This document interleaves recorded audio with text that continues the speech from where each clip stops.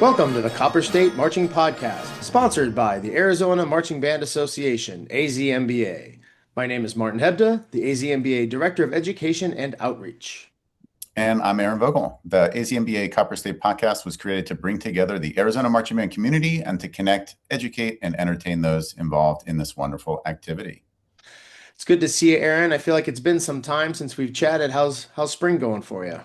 Spring's going great. Kids, my own personal kids, are into golf and into soccer. So some evenings spent outside before it's gotten too hot. So it's been pretty nice. How about for you?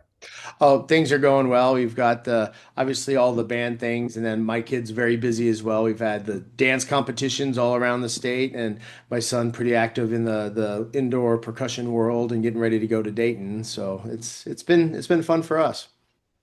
Yeah, and congrats to all the folks that have had their kids involved in either the state, WGAZ with state marching percussion, concert percussion with Winter Guard, and also groups from Team Arizona who have gone out to WGI on the color guard side and on the winter side.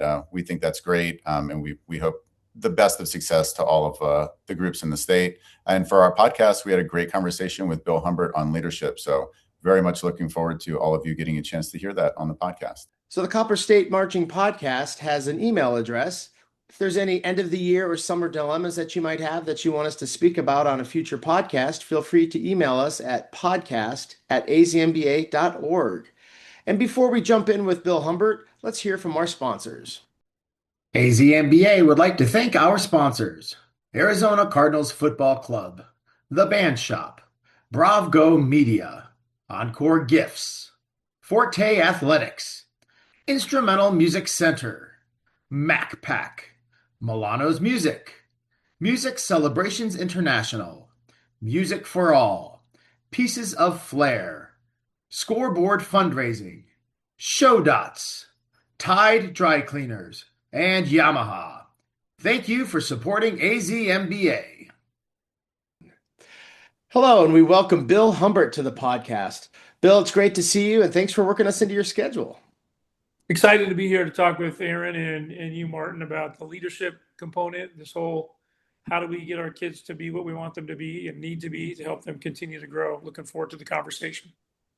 Yeah, and thanks, Bill. And also, before we get to that conversation, we want to wish you a big congratulations on the recent announcement of your retirement. Congrats. Yeah, pretty excited about that and the opportunities that are ahead for us in terms of the direction of what is next. But 40 years in the classroom, yeah, we've done some fun things. So I've been very blessed for sure.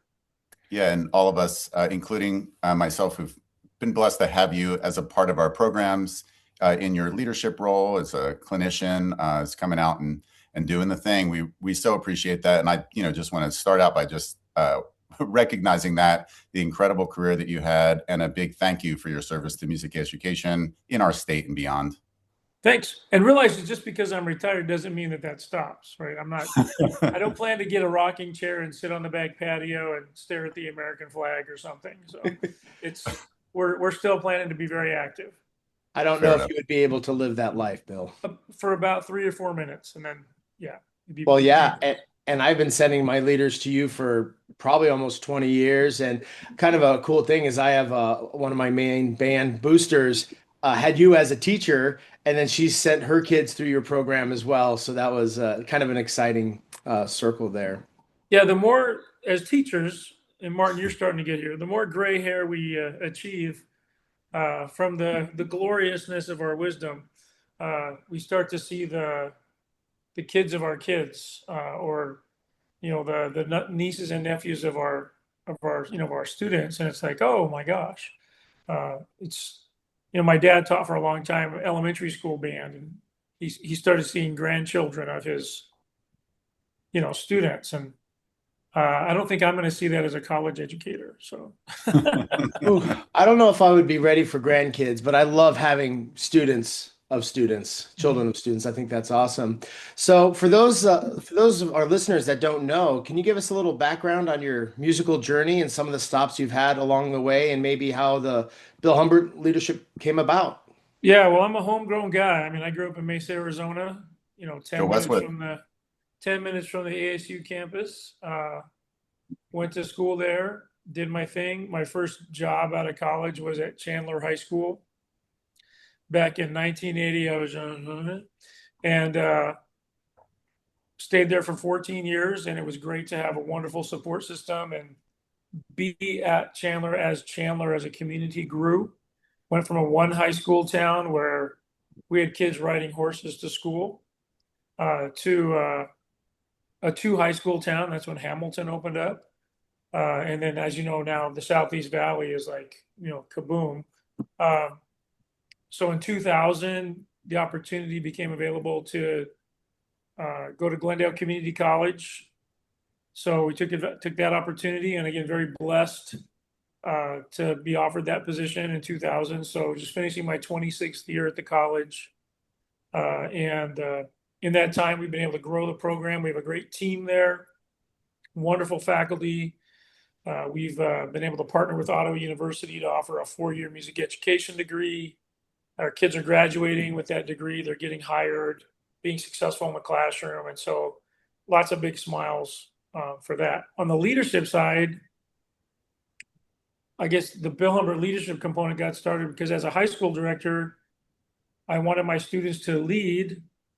And the first year I had section leaders and drum majors. So I said, go lead. And I was an idiot. And I'd walk around during our band camp and they were running sectionals doing 1, 2, ready, go, stop. You're terrible. Ready, go, stop. You're terrible. And I'm like, wow, these kids they don't know anything. What's their Oh, I'm the problem. Because I didn't take the time to give them any information about, hey, this is how you play this game of leadership. So that got me thinking about that I have a higher level of responsibility, that if I want the students to take ownership of the program, which is always super valuable for me, it's their program, that if they're going to take ownership of the program, I need to teach them how to do that the right way. So they're taking care of each other. So we started figuring out, well, how do we? So then I thought, okay, this is cool. I'll teach them how to be little mini band directors. Here's how you run a sectional. Here's what you're listening for. Here's how you clean a phrase. Let's talk about articulation on the set. And so then now it's the next year. Once you're ready, go stop. You're terrible. And they were starting to get information across for the students about how to be less terrible, but nobody was paying attention. Nobody was listening. Nobody was reacting to the information that this other students, the student leaders, were giving them. So I'm thinking, wow, those kids are terrible. They didn't listen to a thing. Wait a minute. I'm the idiot in the room. I haven't told them how to do that, how to gain that level of credibility that you need. So when you ask someone to do something for the group, they go, yeah, I'll do that because you're worth following. You've earned that opportunity for me to trust you enough to say, okay, I'll give that a try. And then when that relationship process happens, now they're going to listen. It's the old John Wooden, nobody cares how much you know until they know how much you care. Absolutely true. So now it became a matter of, well, I have to teach these kids how to play this game the right way. So I started dabbling in that. And then one year, Bill Richardson, there he is again. Hey, I hear you're talking to your student leaders about how to be a leader. Yeah. Come over to my school and do that for me too. Well, that was Bill Richardson. I student taught Bill Richardson. He was Bill Richardson. And okay, cool. So I went over to Corona del Sol, where Bill was at, and sat down with his student leaders for a couple hours, and we talked about the things I was talking to my kids about. He's like, oh my gosh, game changer. This is wonderful. Well, then John Clement over at Marcos Deniza at the time was like, hey, I heard you went to Corona. Get over here and talk to Mike. And then, so just more directors started saying, hey, why don't you come out? And then one time somebody goes, how much do you want me to pay you for this? I'm not doing it to get paid. I'm doing it because you asked me to come out. Then there was just a need that I found as I'm going to these different schools about kids don't understand this leadership thing on how do we connect and how do we get the information across the right way so people are going to trust us so we can get them to do what we need them to do in order for us to be successful. So I just started putting some curriculum together and doing a lot of reading and talking to people and attended a couple workshops myself and started figuring things out. And then we held a camp 33 years ago. We had 25 kids show up, and it was me and Bob Fleming, Coach Fleming. We taught the camp. He did the conducting. They did Battle Hymn of the Republic and Stars and Stripes Forever. It was horrible what we were doing. We had no idea what we were doing. And I'm talking to the kids about how to communicate better. How do you do conflict resolution better? How do you avoid conflict? And that was kind of fun. And then that just grew every year. 25 went to 40, went to 60, went to 65. And then we said, well, why don't we do this for section leaders too? Why don't we do this with color guard kids too? They need it. Why don't we add a percussion component as well? And that's kind of morphed into the camp. There's a leadership conference that, Martin, you've sent your kids to since before Dirt, and Aaron, when you were teaching at Westwood and even at Mountain Ridge, you were sending your kids to the camp as well. And we're just blessed that so many teachers have trusted us enough, and with the staff that we have, we bring in some amazing Arizona teachers, to be in front of those kids, to teach them how to lead. And it's not a camp where it's like, we're going to drum and learn how to be better drummers. I'm sorry, we're going to percussion and learn how to be better percussionists. We're going to be really the best trumpet player in the band. We're going to be the person that can throw a 5 and miss it 3 times out of 10 instead of all 10 times. Here's how you lead. Here's how you help the people in your organization be the best that they can be, and how you invest in them. That's the whole philosophy of the camp is teaching them how to create those connections and grow the people that they have the opportunity to grow. The big premise is, hey, it's not about me, it's about us. And when we as leaders, be adult leaders with students or student leadership, when we can get the follower, if we're putting labels on there, the follower to realize that, hey, this isn't about you, this is about us, then they're gonna, drink your Kool-Aid much more easily, and kind of buy into the process, and then they take ownership. It becomes theirs. Now it becomes a collaborative effort, a cooperative effort, and there's this wave of energy and enthusiasm because people are in it for the right reasons. So, hey, let's get better today. Let's get better today. And it's not about, and I'll just use Casa Grande, Martin, because that's your teach, and Aaron, I'll use Mountain Ridge because that was your last Yeehaw high school stop. It wasn't about Casa Grande being better than Mountain Ridge or Mountain Ridge being better than Casa Grande. It was about Casa Grande every day being better than Casa Grande was yesterday, and about this rep being better than the last rep. And what can I do for you today to help you be a better you, not just in band, but in life? And to me, that's where it has to be focused, because then it becomes about developing the person. And then the leader is developing as well, because they're learning how to lead the right way, which is going to serve them well beyond high school. It'll get them through college at a higher level. When they get into the workforce, whatever they choose to do, be it, hey, I'm the guy driving the big garbage truck and dumping the things, or I'm running a Fortune 500 company, or anything in between, they're going to be successful because they know it's about people. People are your most valuable commodity. And if we take care of them the right way and invest in them the right way, they will give back to us 10 times what we put into them for the organization. Yeah, well, tons of great advice there. And for any of the directors or staff who are listening, Bill didn't ask us to do this, but we can speak to his camp, and we highly recommend, sending kids to his camps that he has here, or bringing him out. I'm really interested in, so you've done this over the course of, now a couple generations, right? Maybe 2 generations.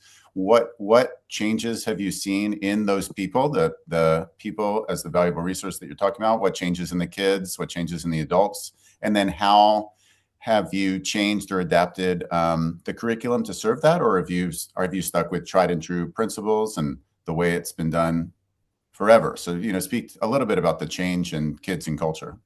As teachers, we know, especially those of us that have been teaching, I'll just say longer than 3 or 4 years, we know that kids are different now than they were 10, 15, 20 years ago. And, the COVID wave, whatever you want to call it, whatever label you put on the COVID, has changed us a lot. There is it's okay to be okay mentality in our society now. Doing just enough seems to be just good enough. for a lot of people right now. And please understand, I'm not throwing rocks at anybody.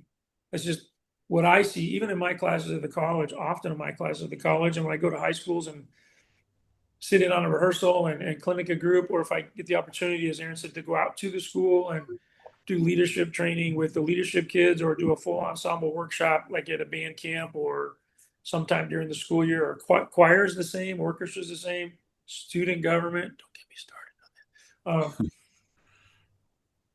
It's just 70% seems to be the norm now. Like, I can give you 70% and get by. Cool. And those of us who understand that life is about getting better all the time, which is so many music teachers, because we have to, because we're musicians. 70% as a musician is failure. Mm-hmm. You know, you don't see anybody in the Phoenix Symphony playing 70% of the notes and lasting longer than their second rehearsal. You know, we know that perfection is the goal that we'll never achieve, but we're going to keep climbing that mountain to keep working towards that summit of whatever perfection is, to give our best in everything. And I feel like right now there's a wave of adults and a wave of students where it's like, well, if I do just enough to get by, that's kind of what everybody else is doing, just enough to get by, so I'm good. And I think our challenge as educators to pull them out of the muck, right? To get them out of the, what's John Maxwell calls it the people pile. We want to pull them out of the people pile. Is that, hey, we want to elevate, we want to rise above, we want to get better than, not so we can say, haha, I'm better than you, but if we're truly going to make a difference in anything that we do, we have to keep looking towards, what can I do to get better today? What can we do to get better today, rather than just settling? It's easy to sit on the couch and watch the Masters this weekend. That's cake, right? Because you know, of all the golfer people out there, right? I know that's what my son-in-law's doing right now. He's a golf nut, and good for him. But it's a matter of continuing to wake up every day and say, what are we going to do today to get better? What are we going to do today to make a difference? And, you know, going back into a rehearsal setting, what are we going to do to make this rep better than our last rep? And I think that's a tougher pull now than it was. So, Aaron, to the second half of your question, how have we changed or how have we adapted? I think keeping students more active, doing more activity-based learning concepts, the sit down and listen to a lecture for 45 or 15 minutes doesn't work anymore. Mm-hmm. And that's because, you know, we got these things super glued to our body all the time, right? These kids, they have 100% entertainment value right there in front of them, where they can get the answer to anything they want to in that amount of time. Mm-hmm. And that's what we're competing with as teachers. That's what we're competing with. If I'm a student leader, if I'm a flute section leader, trying to help my flute section get better, or if I'm a color guard captain, trying to help clean these 16 counts, or we're learning dots or whatever it is, that's what I'm competing against. So we have to find ways to keep them active, keep the brain active, because that's how we're getting information right now. And so that's a challenge for us. How do we keep adapting to that to keep them active, moving around, you know, sitting and listening for a long period of time? I think that the saturation process of getting meaningful knowledge in that's going to be adaptable and then used, because the knowledge isn't any good unless we use it, right? To use that information, we have to find ways other than sit down, let me have a 40-minute talk with you. And I think 15 years ago, we could do that. 20 years ago, we could do that, partly because the technology issue was a lot different.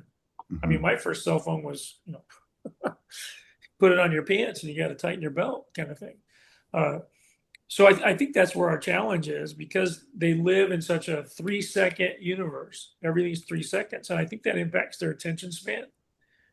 And us as adults too. I mean, how many times, and I'll raise my hand, have you been sitting at home having a conversation with somebody in your family and you find yourself more interested and engaged what's on your phone than in the conversation? Mm-hmm. Guilty. Absolutely guilty. And, you know, so for me, the challenge is when Stacy and I are talking, is this needs to go away. This needs to not even be in my pocket.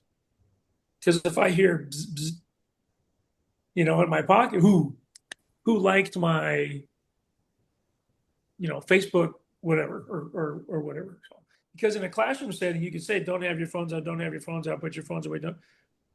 Losing battle. If they want to check their phone, they're going to check their phone.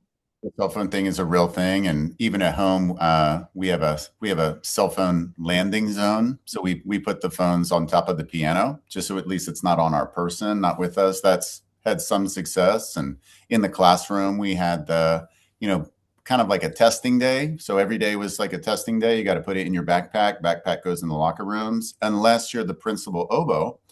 So kids, if you want to switch to oboe, then you can have your phone out 100% of the time because you're my tuner, and that actually worked, at least for one kid. One kid's playing in the Mountain Ridge Band now on oboe because they wanted to have their phone out. Awesome. That kid's playing really well. So it all worked.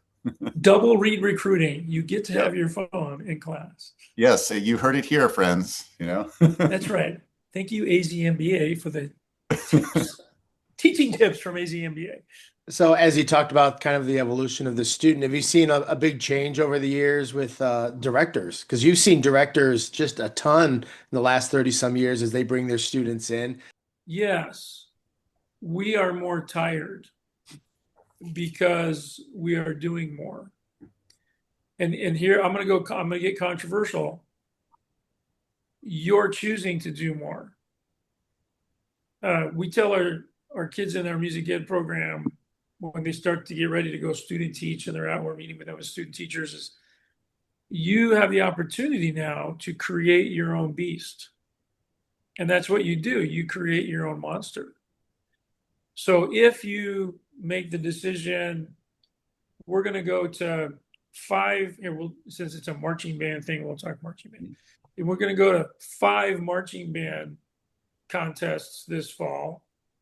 That's 5 Saturdays. And on 3 of those Saturdays that we don't have a contest, we're going to do a 9 to 9. And we're going to take this Saturday off because it's fall break. But the second Saturday of fall break, we're going to come in on Friday and Saturday and have mini band camp part 17 or whatever part it happens to be. We're asking a lot, but we want to be competing at the highest level. Yeah, I understand that. But how much time is that taking away from, as adults, our rest and recovery time so that we're fresh for our kids? Our students' rest and recovery time so that they're excited and enthusiastic about coming every day, rather than it gets to be the middle of October when, as we all know, everybody's like, woo, let's go, final push. And they're burned out. They're tired, just as we are tired.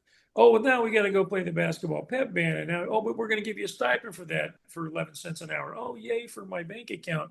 Or now we're going to go do this parade or that parade. And if we have options to maybe minimize the amount of time to maximize the output, I'd be all for that.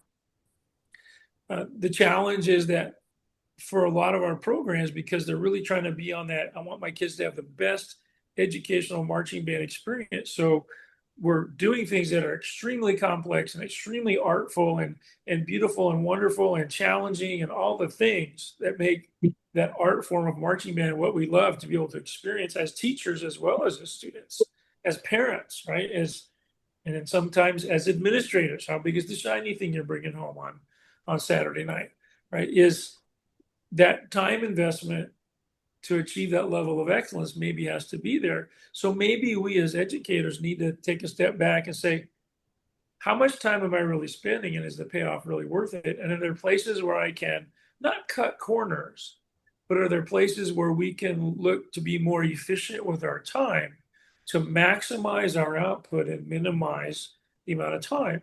Again, I'll go from the college director perspective. When I'm out at high school saying hi and recruiting for our campus and saying, we would love you to come to Glendale Community College if that's an option for you. And we know that as a community college, oftentimes we're not plan A for the high school graduate, right? We're the fallback plan sometimes when the academics didn't come through or the scholarship didn't come through or for whatever reason, right? Hey, if you're going to be on campus, we'd love you to do band, right? And we talk about our band program now. I know you think band takes a lot of time because they're coming from the mentality of, wow, that's two nights a week, and then there's Fridays and there's all these Saturdays, and I'm going to have more homework in college. And by the way, you're not, but I'm going to have more homework, et cetera, et cetera.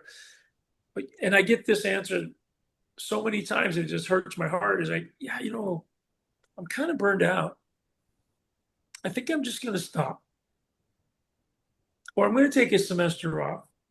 Because the studies tell us about 75%, 75 to 80% of the kids that take a semester off of band don't come back to band.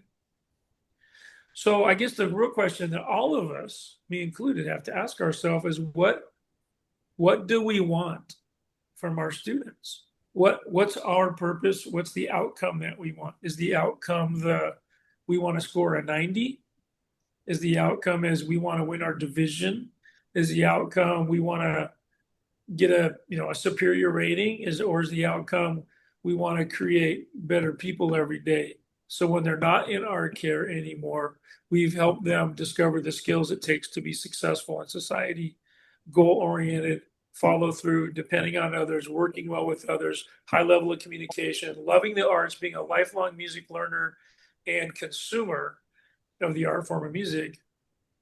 And we could probably get 20 band directors in a room and duke this one out, right? And we wouldn't have any winners.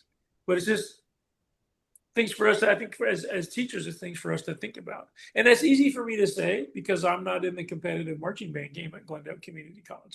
So understand that this comes from my heart, but also comes from the guy that's not showing up every day and doing what the high school directors that are watching this are having to do, right? And how much time it takes. And we even talk about how you navigate your parent group and all, and that's a whole nother set of meetings and people and opinions and conversations. And, I can't remember the last time I had to do a bus request and say a little prayer that they were actually going to show up on Saturday on time. So, as Martin laughs because he knows, right?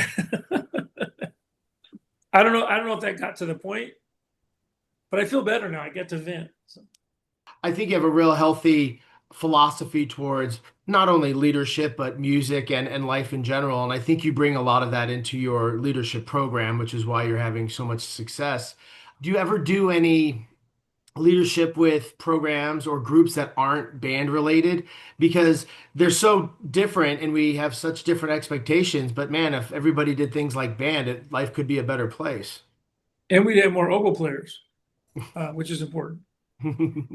Or more, was it more sass, I guess we could say. There you go. Do a little bit orchestra, band, and choir are primarily the client base that I have the opportunity to hang out with. I think there's a trust level though, because I'm a music guy. So we've had a couple of student government opportunities, which I think is great. No offense to any of my student government friends. Student government's a popularity contest. And so we have people who are responsible for a lot of the momentum of a school being placed in a position where they're not ready for. So having a person coming in and talking about how do we implement, how do we set goals, how do we follow through, how do we hold ourselves accountable, how do we not get into this in the meeting, how do we run a meeting the right way, how do we plan I've been blessed to be able to do more teacher trainings, going into school districts and talking to music teachers. A couple of times I've had the opportunity to go into like an elementary school and be a part of their PD. I know those are the two letters everybody hates, but part of their training before school starts. Principal's like, hey, I'd really like you to help us develop a really great culture in our faculty. Yeah, absolutely. So we go in and we get to spend a couple hours with the teachers at the school, and we'll hunker down in the library or something like that. And hey, bring a pencil and paper, and we get them up moving around and get them giggling and laughing, but really thinking about who they want to be in their classroom.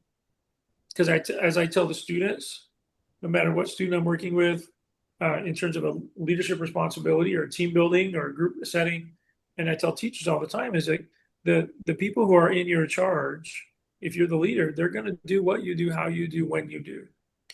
And if you break that down to just a simpler thing, well, what's the best way to lead? Well, you have to be that person that you want everybody to be. You have to be that example.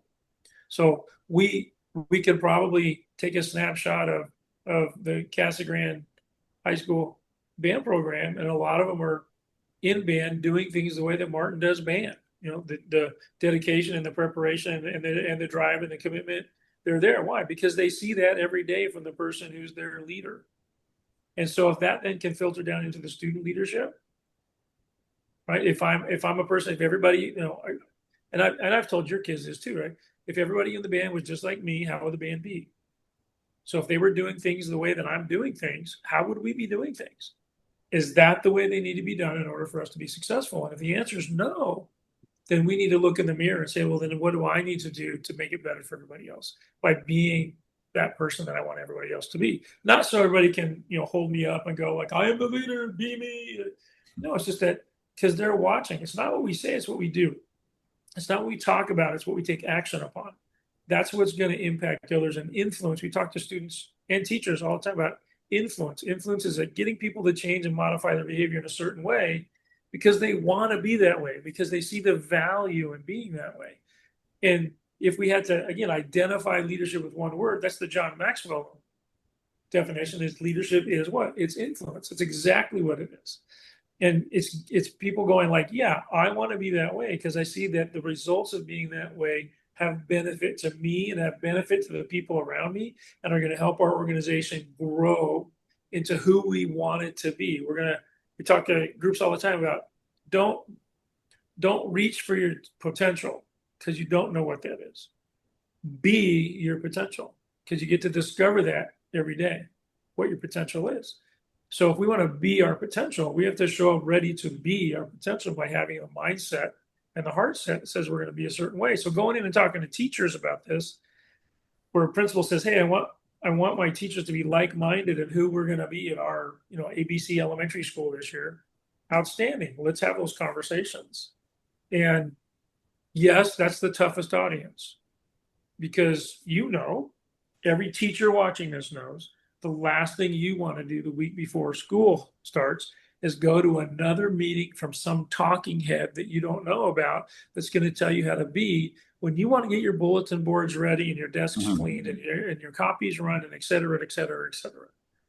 That's what you want. So that has to be a, light your shoes on fire, let's go kind of a session to at least get them to pay attention for a few minutes, because maybe you can get a couple of them on the hook and have some aha moments, and then that starts to impact their campus community. It's the same way with an orchestra, it's the same way with a choir, it's the same way with a band, it's the same thing with studio kids. You get a couple of those kids to buy in and start going, yeah, this is good stuff. Then that starts to spread, right? The cell touches the cell and changes the cell. Yeah, well, what great advice. And that the be the example advice is great for both, teachers and student leaders.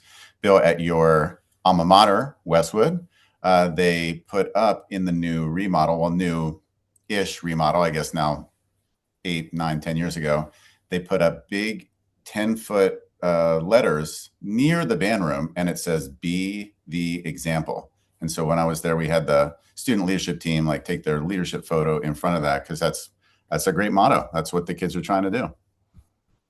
Bill, can you talk to us a little bit about maybe the structure of your leadership program? So I show up on a Thursday. Is it a Thursday? Thursday night or a Friday morning, whichever day that comes. You talking about summer camp?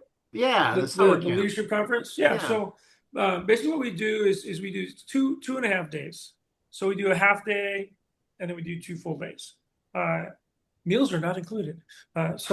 So we get everybody in the room, and we start off with the full group.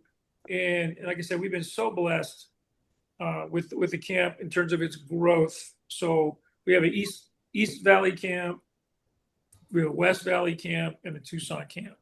And last summer, we served about 550 students from across Arizona I think we had 51 high schools from the state. So that's, oh my gosh, right? We're so blessed that people trust us enough for that. So the first hour, we have everybody together. That's at 3 different locations, not 500 at each location. Oh my gosh, no. So that's at 3 different locations. So the first hour, we have everybody together. We just try to lay the groundwork for what is leadership and why are we here and what's our purpose. We talk a little bit about the weekend, what they're going to be experiencing, and challenge them to. We talk about opening up your toolbox and filtering things through your BS box. We only call it the BS box for 2 reasons. 1, because they giggle. And 2, because the BS means belief system in terms of what's important to you. It's your belief system. So that's your pool filter. We talk about you're going to get results, things you like. We talk about there's going to be things we talk about that you think are just useless. You don't have to use them. It's okay. And then for the next 3 hours, we rotate them into basically 50-minute class settings. So we split the camp up into groups, and they go to one teacher for 50 minutes, and then it's kind of like school. They have a 10-minute transition period, 50 minutes another topic, 50 minutes another topic, and then for the last 45 minutes, we bring everybody together again to kind of put a wrap on the day and introduce the next big concept, which at the end of the first day is communication. So we introduce communication because the next morning we spend time on developing our communication skills because that's vital. They can have the information, but if they can't give the information the right way, then what's the use of having the information? So we try to get them moving around a lot. We mix them up so they're not with their school as much as possible because we want them moving around and meeting other students from other schools. Day 2 is where everything gets exciting. We have different tracks of learning. So we have a drum major track. We have a section leader track that is split up into brass woodwinds. We have a percussion track, which is also split up into battery, right? I hit round things. And then front ensemble, I hit non-round things. And then we also have a color guard track. And so we bring in instructional staff. For that, we have David Duplessis and Jeff Marchant do our brass. Renee Esparza does our woodwinds. Doug Nottingham, Roberto Paz, Scott Warner are doing our percussion. Jeff Marchant, David Duplessis are doing our brass carryings, doing our guard this year. So we have some of the best teachers in Arizona with your kids, helping them. Now you might think, oh, what are they doing in the drum track with Roberto? Is he just teaching them how to drum?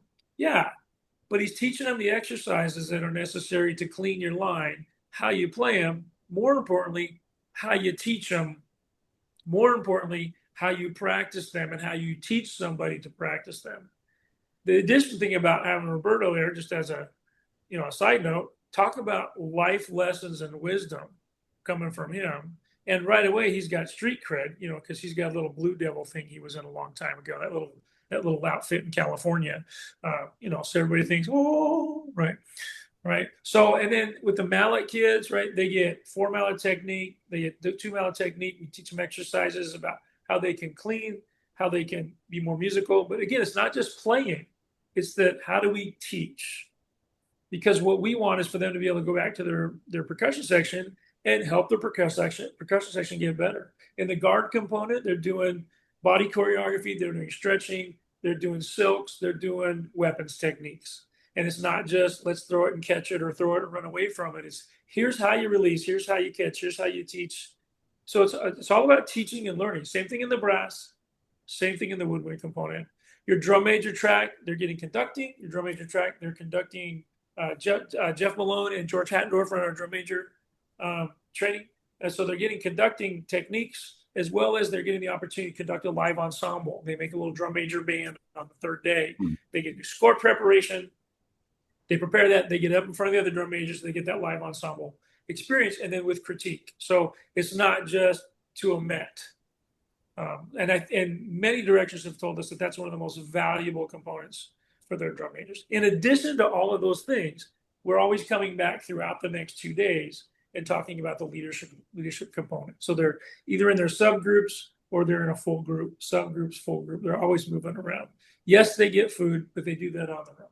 So, and we go basically, I know you had a question, Mark. Just hold on. I see your question, right? So it's like 1 to 6, 9 to 5, 9 to 4. That's what it is. So, and we try to keep it really affordable. So it's easy for band parent groups or schools or individuals to handle the fees. We try to just really make sure we're right at the line of we're not saying like, ooh, let's charge a whole bunch of money. I work at some of these camps around the country as well. Some other camps I come in and do the leadership, and a couple of camps I work at that are the same format time wise, they're charging 3 and 4 times more than what we're charging, and I just scratch my head a lot. Like, okay. Yes, young man with the facial hair. What's your question? Yes. Yeah. No, I was actually going to chime in when you were talking about, the brass tracks and the woodwind tracks, that you have students from so many different schools that are at all different levels, and they all come in and they can all gain information from those workshops. And it's not just I need to play this, it's the recognizing what does it sound like when it's wrong? What do I do? And then how do I talk? Students don't necessarily come in knowing how to communicate. And I think that those lessons that they get from the camp are just so valuable. And I remember, I mean, back in the day, we're talking 20 plus years ago, I'm like, all right, I send my drum majors to camp. So I sent three of my drum majors to you. And, I'm around, I'm observing, and I'm like, wow, there's people besides drum majors here. It was the next year I sent all of my leaders. Every year, all my leadership goes. Some of them have gone two, three times, to keep getting, and it doesn't matter if you've gone before, you can get a different pearl the next time. We talked to the students who are returners about that, in that we changed the curriculum on the leadership side. We invest some other concepts to them every year because I want it to be fresh. Different activities, I want it to be fresh. But there are some things that are absolutely pillars that they have to have, like to the communication piece.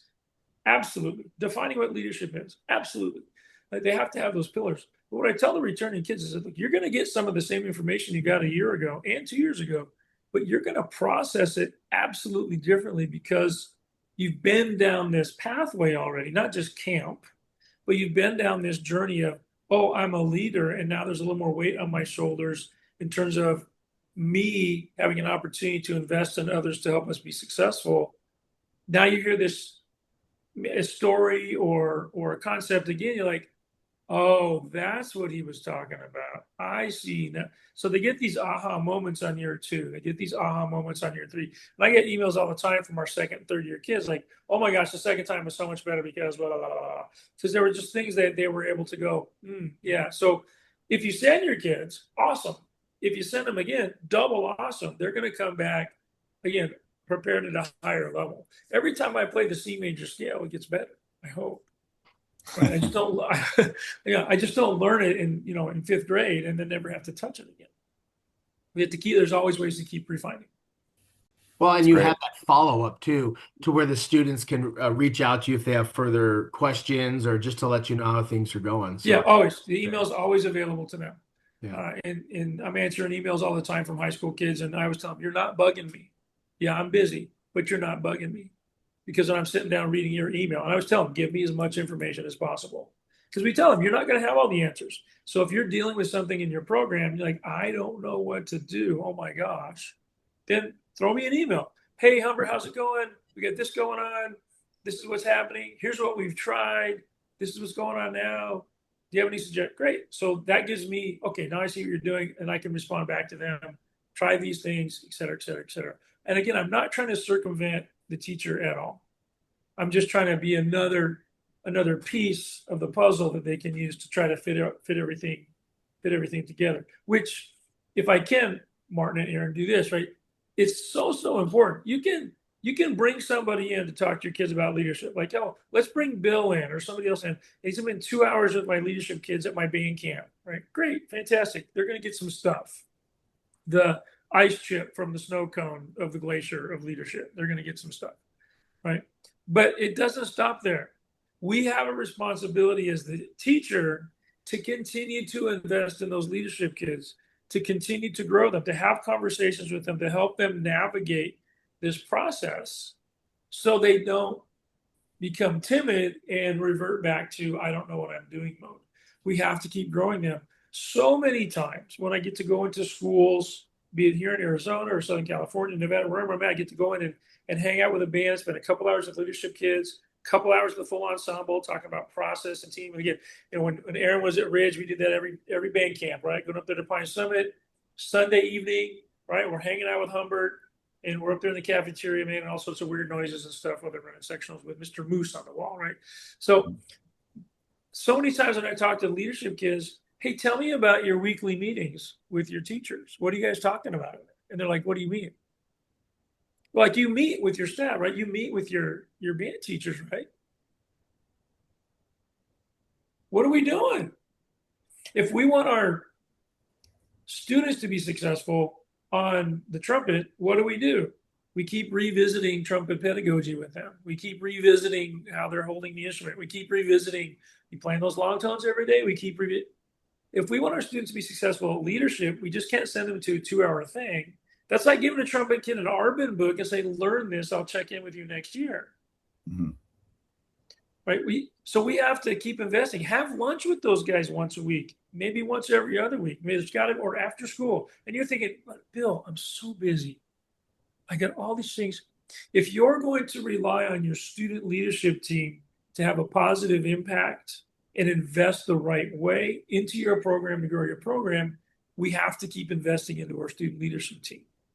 And that falls back on the person who stands on the podium every day. And I'm not talking about your lead drum major. I'm talking about the band teachers, is being able to have those conversations, because the more comfortable they are with you, knowing that you care about their success as leaders, the more willing they're going to be to share with you when things aren't going as well as they think they should be, all the stuff that happens that you don't know about, and there's a lot of it.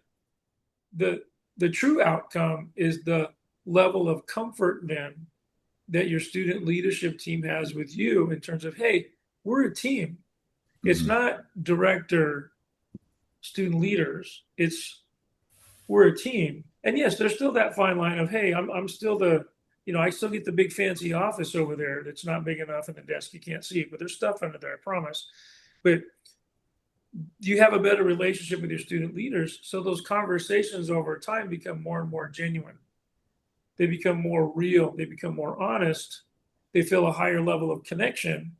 And it's easier for them, and I talked earlier about taking ownership of the program, when the students feel like that the program is theirs, not, theirs in terms of we're taking over, everybody can get it, but like, hey, we have a really big say in our success. When they start to discover that changes everything. It changes everything. And it starts with how comfortable they are with that person that's, got the great book, or whatever that is, and that, hey, this person's really in this for us too, and wants us to be genuinely successful. They start to ooze that out into the, hey, if I'm the flute section leader, or I'm the drum major, or whatever it is, that starts to come out of them as they're working with other students. And then there's a higher level of acceptance, and then that keeps rolling and keeps rolling and keeps rolling and keeps rolling. And so that's why, there's just so many layers of that check-in every week to, sit down and have your, ham and cheese sandwich, or your kale sandwich, depending on what your preferences are. But to have those conversations with your students, and they just get more and more real, because that connection gets more this way, kind of thing. The game we play with band kids, like, yeah, this is together, but this is connected. So we can show up and be together, but we got to grab onto each other to be connected. And that's what that does for your student leaders, is then they feel more like, hey, wow, you're really in this for us, not in this for you. Because there are some students that feel that way. Well, my teacher just feels like we're out there doing this for my teacher. And the kids don't want to work very hard for that. They want to work hard for how they feel every day in rehearsal. The feelsies. That's all great stuff, Bill.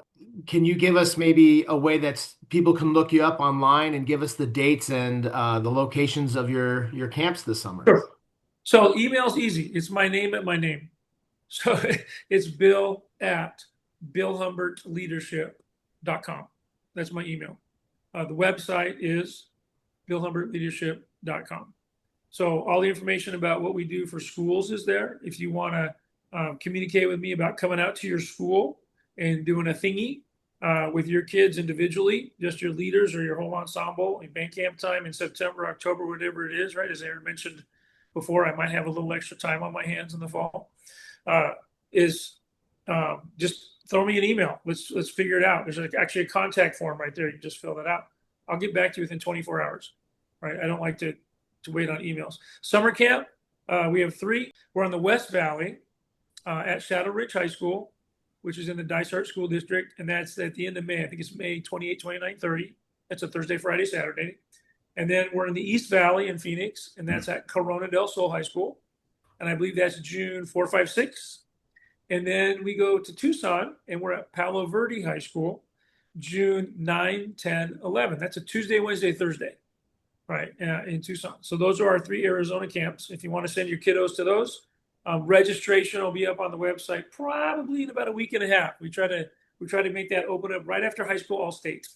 So they can get on there, check it, you can pay by credit card, right? If you want to register a whole bunch of kids, you can. If you want to mail a check, do a PO, we can do all that stuff. Just bug me, because you're not bugging me, and we'll get it worked out. Bottom line is, we help your kids be better kids and help your program be a better program, which is what we all want. That's great. And, at the end of our time on the podcast, we'd like to give an opportunity for our guests to give shout outs. So what shout outs would you like to give? A shout out. Wow. Well, my shout out is this: is I just feel like, as I get to the end of the classroom teaching component of my career, all right, I'm just blessed that I've been able to do that in Arizona and have so many awesome acquaintances, professional contacts, and people that I've been able to interact with. Two of them are on screen here with me, but all the teachers in our state who've impacted my journey. And, the joy in that is being able to give back and hopefully have a positive impact on the journey of others as well. So I won't thank the Academy because I'm sure somebody's done that already. So that's it. Thank you for sharing your time with us today on the podcast. I know your time is very valuable, and we want to hear from our listeners. If our listeners have any end of the year or summer band dilemmas that you'd like us to speak about or talk on future podcasts, please feel free to email us. And we have an email address, which is podcast@azmba.org. Thanks, guys. Thanks for coming on, Bill. Appreciate you guys. Have a good day. Have a good one.